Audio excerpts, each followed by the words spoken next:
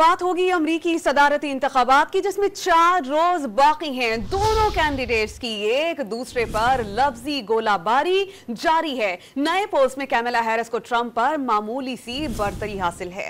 Donald Trump ने इंतखाबी rally से खिताब में दावा किया है कि कैमला हैरिस ने तारकीन वतन को दाखिले की इजाजत देकर जराइम में इजाफा करवाया।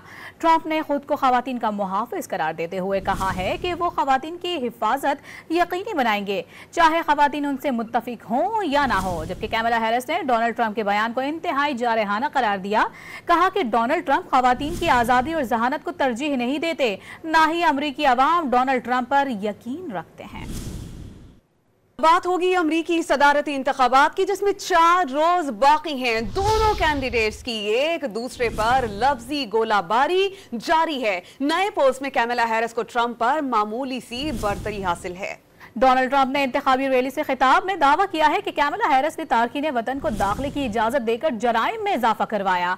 ट्रंप ने खुद को खवातीन का मुहाफिज करार देते हुए कहा है कि वो खवातीन की हिफाजत यकीनी बनाएंगे, चाहे खवातीन उनसे मुत्तफिक हों या ना हो। जबकि कैमला हैरिस ने डोनाल्ड ट्रंप के बयान को इंतहाई जारहाना करार दिया। कहा कि डोनाल्ड ट्रंप खवातीन की आज़ादी और जहानत को तरजीह नहीं देते, ना ही अमरीकी अवाम डोनाल्ड ट्रंप पर यकीन रखते हैं।